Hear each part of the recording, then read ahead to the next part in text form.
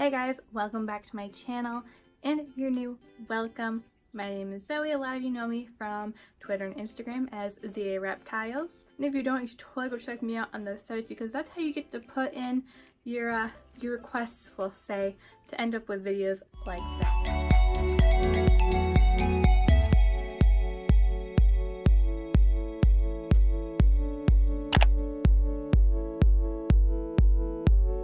So today's video is going to be featuring 𝘲𝙪𝙨, and it is my most requested video, as well as the one single question I get asked the most, constantly, all the time, and that is how to tame your iguana, how to get your iguana to like you and be social like 𝘲𝙪𝙨 is.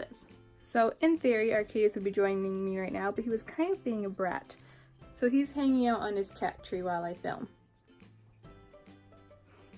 He didn't want to be held today. So everyone keeps asking for more 𝘲𝙪𝙨, so I'm finally doing this much requested video. So it's only fitting that I also wore an iguana shirt today. So I have my shirt from 𝘿𝙪𝙨. If you guys don't know what 𝘿𝙪𝙨 is, it's a shop where everything changes color in the sun. So yes, this shirt does change colors in the sun. 𝘲𝙪𝙨, can you say hi for everybody?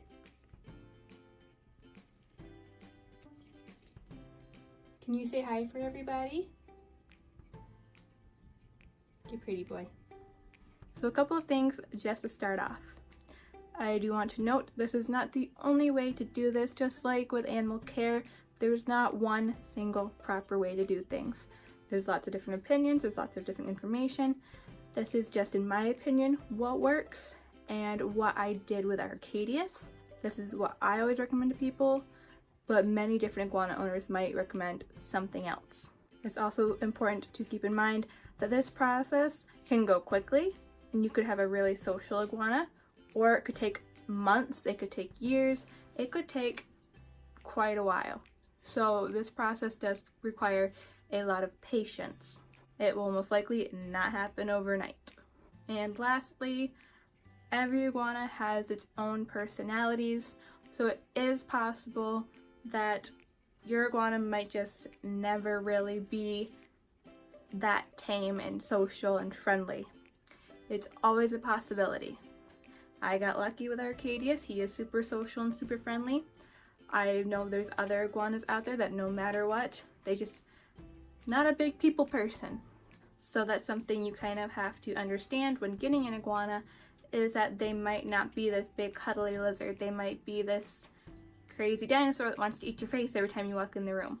Two different ends of the spectrum, and you don't really know where your iguana is going to fall into that when you get them.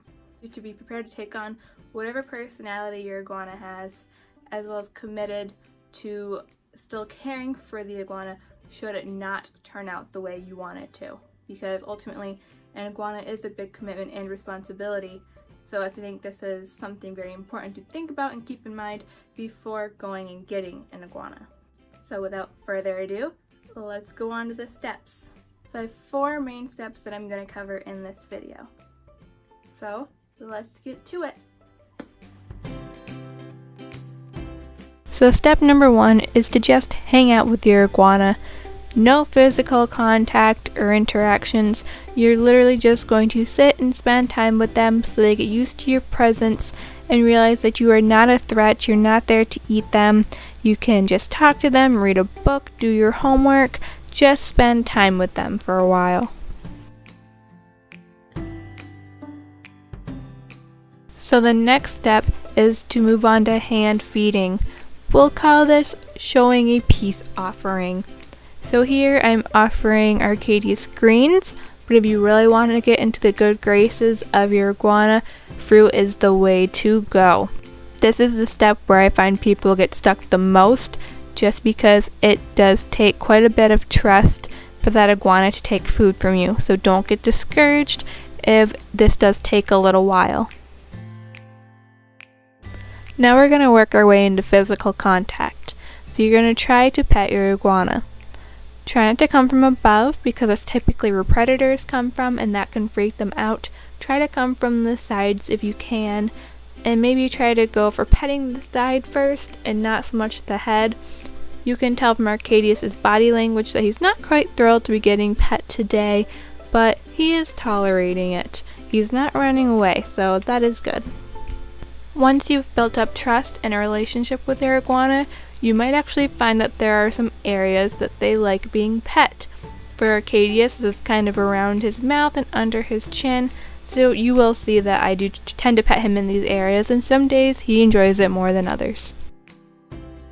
So the last step, and what I find to be the most beneficial, is taking your iguana to an iguana safe area of your house where they can free roam and come see you as they want to.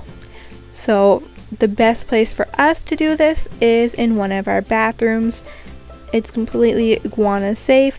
He can walk around and explore, but we also sit on the floor so he can come and explore us if he wants to. And it worked out really well. This is what we mainly did when we got our 𝘲𝙑𝑒𝑢𝑠. Every day we'd bring him in the bathroom and let him climb around, and we'd sit on the floor with him.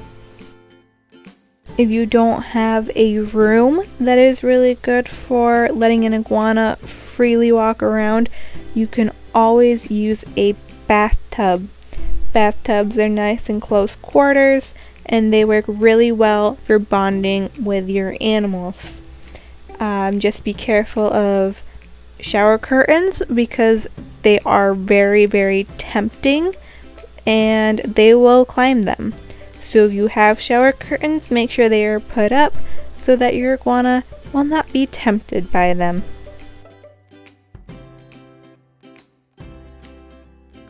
So that is everything I did with our 𝘲𝙑𝑒𝑢𝑠. Obviously, you might do things a little differently if you have a full-grown iguana, but for smaller iguanas, this is what I find works. This is what I did with our 𝘲𝙑𝑒𝑢𝑠 to get our 𝘲𝙑𝑒𝑢𝑠 used to us and where he is now. So I hope you guys enjoyed this video and that some of you found this useful. Almost every day I get someone asking me how I tamed our 𝘲𝙑𝑒𝑢𝑠, how to get their iguana to like them. So it was about time that this video came out. So I hope you guys enjoyed. Again, there's lots of different ways of doing this, but this is what I personally did with our 𝘲𝙑𝑒𝑢𝑠. So before you leave, don't forget to give this video a thumbs up, hit that subscribe button and the notification bell so you don't miss any more videos, and we'll see you next time.